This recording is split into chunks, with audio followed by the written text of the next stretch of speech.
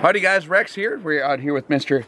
Eduardo, and we happen to meet at Alabama Precision. He's with Steyr Academy, and of course Eduardo's got a lot of experience in other categories, and of course we're doing the RX 17 1000 course out here as well, and the classes did overlap a little bit.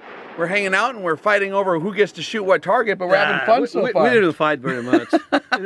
And everybody's hitting, so. Yeah, it's been a good time, man. Yeah. You want to talk about how the class is going for you with the Steyr deal? It's going very good. Very, very good. And it's a lot of fun to be with you. I mean, it's good when two friends meet together with their own students, and we can share a range. It's a lot of fun. It's a lot of fun. And everybody's having a good time. Learning a lot. The wind here is very complex. Absolutely. You learn a lot. If you're used to shooting in flat places, like normal ranges, Quantico, Talladega, whatever, you need to come in here and learn it, because it's completely different. Yeah, this is a dynamic wind environment that forces you to develop a procedure that's more efficient. That second round has to be like right after that first round if you have any prayer to correct for it. You need to shoot very fast. If you shoot over 8 seconds, 5 seconds, 6 seconds, you're off. So the trick is first round hits. Yes. You cannot count on a third round. So by then the target is running away. Yeah. So basically your first round has to hit. If not, has to be very close, so you can actually hit with the second round very quickly. So it's all about fundamentals. Having all your stuff together, shooting very fast, and learning how the wind shoots. No formula, no nothing, just experience and knowing what to do. So for guys who are interested in doing long-range rifle training, like with the Steyr Academy or whichever outfit, what kind of recommendations do you got in terms of things they can get squared away before they come to an event like this? I mean, they have to really know their ballistics. Okay. We've been discussing that for a long time. It's impossible to get your numbers right if you're not using and you're not practicing every day with your software. You need to know your muzzle velocity. Right. You need to know it by heart. So a general familiarity with the science of ballistics, using whatever program you're going to manipulate, because that's what'll slow you down. Even if you think that you used it one day and it worked, it's not going to work here. So you need to spend a lot of time. You take it everywhere. Every time you go out shooting, you learn how to control your zeros. You learn how to modify your stuff, how to adapt to the reality of the updrift, of the swirls of the winds, because it can drive you crazy if you don't know what the wind is doing. Absolutely. In reality, it's not so easy as this is my elevation. There's nothing like this is my elevation here. So you need to know why my elevation is not going to be the one on the ballistic. There's a lot more going on than people realize, I think, sometimes when they're developing it. They're only modeling something as best they can with a limited amount of information, but the universe is like infinitely complex. So in reality, you get to come out and actually fight with it and wrestle with it for a while. Yeah, well, as we were talking, it's all about the experience. It's impossible to come first day and think that you're going to hit the targets here. Right, and a lot of times the point of training, some people come with a competitive attitude and they want to show how good it's going to be, but in reality it's the stressful training environment that helps us to compete against ourselves and get better than we are. I tell everybody, if you're into shooting, you're not shooting against anybody. Right. You're shooting against yourself. Yeah, exactly. Yeah. And you know that when you do it right, and you have a good a standard which is very high, I don't mind what the others do. Right. Yeah. I mean, I don't mind. I know that I can hit the target, and if I do as I want to do, they cannot even come close. Right. The problem is when you screw up. Everybody does. Yeah. And the how many times you screw up will define if you win or not. Yeah. So it's not a matter of showing how good you are. It's a matter of wanting to be the best you can. And that's the real thing. And here you have several places where the wind is very, very complex. Swirling winds will teach you a lot of lessons that you will never learn on a flat range. You had a very good speech at the classroom portion that I really thought was interesting. The first day of the class, talking about the wind. Sometimes the wind environment is so squirrely and dynamic and hard to. I mean, when, for example, when the wind's coming over a group of trees and it starts that swirling. Which actually, it's happening today. Yep, it happens. Because so what we talk about, what I thought was a very good point, is sometimes the options is getting closer or moving your angle to not shoot through that condition. Yes. So you got to think in a more outside the box mindset. You're not fixed in your firing position. You can adjust where you're at. Yep, that's it. Actually, actually we were doing some shooting here, and the target at 900 was close to a swirling, to a tree line that had lots of swirling winds, and it was nearly impossible to hit it. I mean, 100%. But just to the other side was another group of targets, basically the same range, and you could hit it 100%. Yeah. So that teaches a lot of the reality of the wind. Yeah. It's not about the range. Right. It's about how the wind gets to that range. So everybody on a flat surface, everybody can shoot a very, very long range. The important thing is to be able to train yourself personally, not because you want to win anything, but because you want to be really a good rifleman, is here.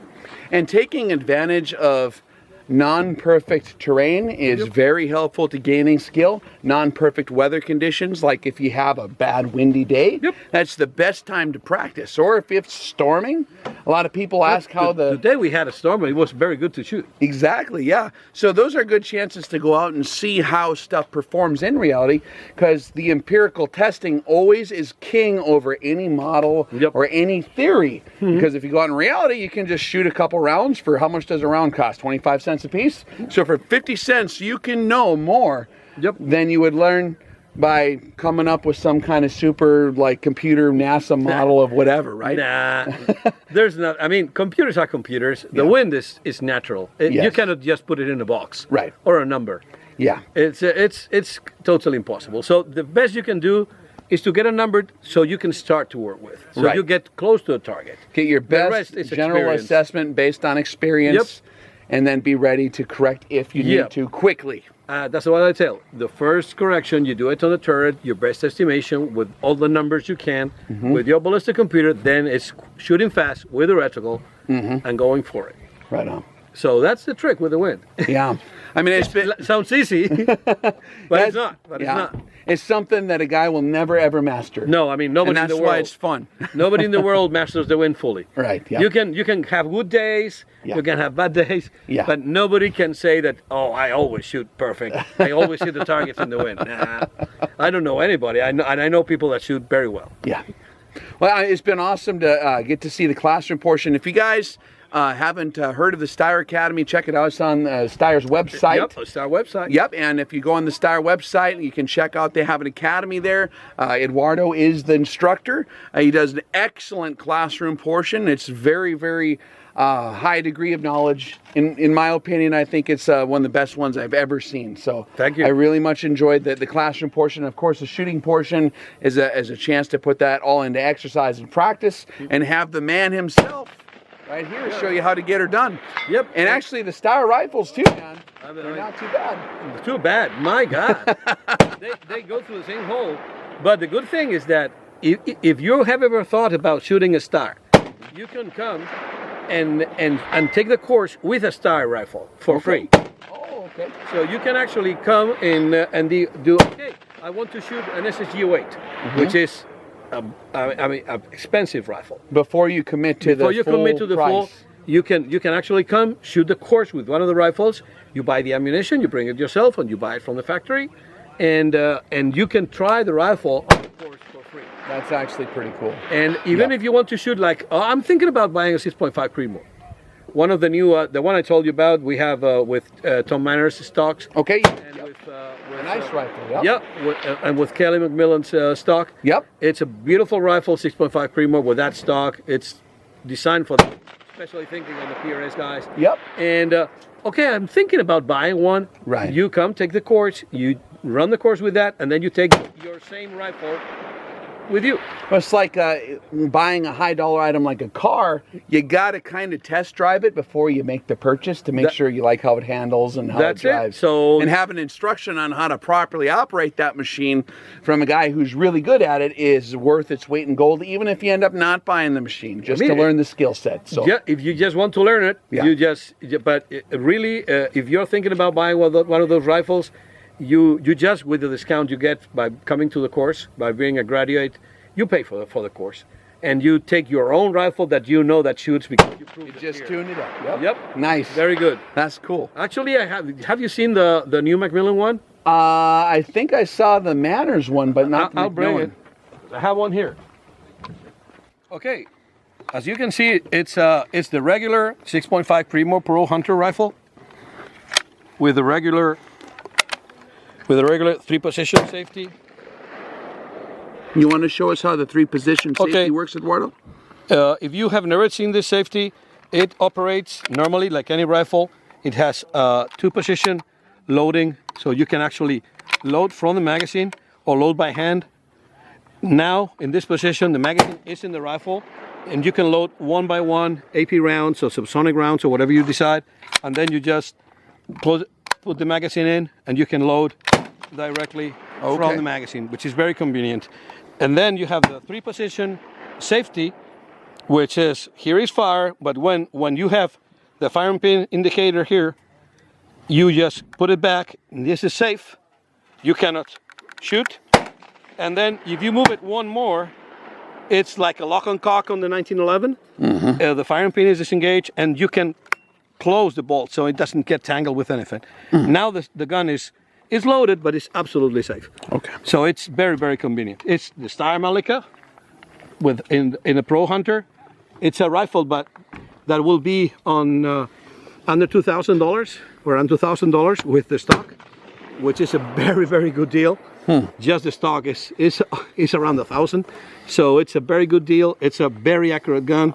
We are getting very, very good precision from it, and it has the best of both worlds. It's a custom rifle made for the U.S. with one of the top stock makers in the U.S. Tom Manners is one, Macmillan is the other, and we have stock from both. So now, can you show us a little bit about the bolt design on the Steyr rifles for those people that aren't familiar with some of the advantages there? Actually, I will show it to you.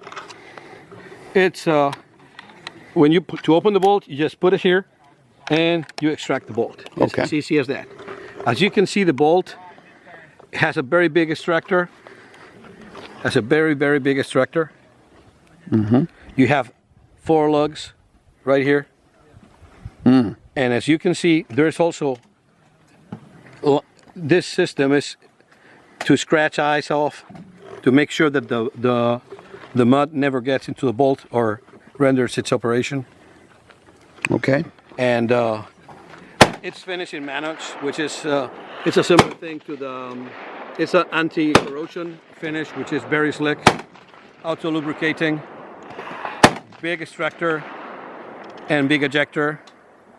It's a very, very tough bolt, and it goes in, and as you can see, look, it's very, very slick. Now, what's no play? Look, yeah, that's pretty tight. no play. And it's a very strong design too. I mean, this gun has shot over 200 rounds, and it's still there, no oil.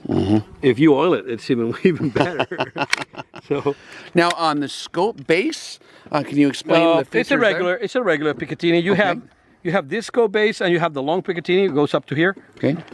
With 20 minutes of angle, which is the standard. And you can basically fit. Of course, Calles is an Austrian company, and they have close ties with Steyr. So you can see here the new 525 from Calles, which is very nice scope too. Absolutely. You wanted to talk about the barrel design a little bit? Okay, look. If you see, I don't know if you can see it on the camera. Yep. You see that twist, the swirling design. Some people ask why this design is like that. This is a cold hammer forged barrel, and the barrel is hammer forged, and the hammer forging goes around the barrel, pressing over a mandrel. That's why the barrels from Steyr has such a fine finish on the inside, and the finish they come from the factory is comparable, if not superior to the best lapped barrels you can find. So they have a barrel life which is very, very, very, very long. They are that forging on the over the mandrel makes it very hard. The steel becomes very hard on the surface. So it is very, very, very nice. And apart from the mechanical qualities and from the dynamic qualities that it vibrates less, and it's beautiful. Personally, every time they tell me that for whatever reason they have forked the full barrel and then they profile it like on the Scouts and things because they have to flute it. I say, why did you do that? Because you removed this beautiful swirling thing, which for me is one of the Steyr unique features. Now, is this a feature that's a standard on the stock as well as the Picatinny in the front? Yeah. Or is that an added option? No, it's standard. This is how it comes from the factory. Okay. This is actually the first pre-series. There are some in the first actual big number series. Okay. But it's working very, very good, very nice. Very nice rifle. I really like this stock. We've been testing it with a student at the course, and it is very, very nice. I like it very much. It's a beautiful rifle, and it's very affordable if you compare to the price of the custom rifles of this level of quality. It's very, very affordable, and you have the best of European marksmanship, the best of European gunsmithing tradition, and mixed with the US way of building rifles, which is not always the same as the European one. So they have their own ways of doing things. Now, Steyr Arms here in Alabama has mixed both worlds to come out with a rifle design for the US market. Yeah, that's a real beauty. I hope you like it. I really do. You can come and take the course while you try it. Absolutely, I think I may come down. You can bake in the Alabama sun. Well, thank you so much, Bring Eduardo. some water. Well, thank you so much, sir, for showing us the rifle and talking about the class. It's a pleasure. All right.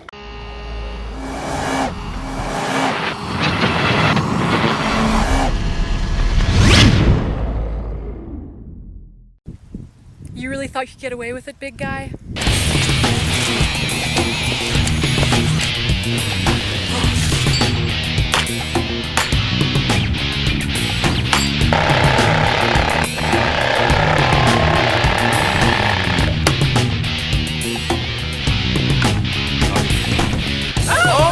You got it. Alpha 9 or Tango 1-3, this is Pirate Lizard King. Indexing hasty solution of 7.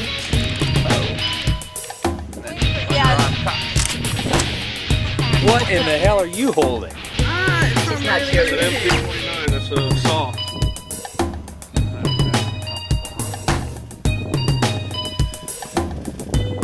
Target's got good cover. Look for danger space for a headshot at TRP-5.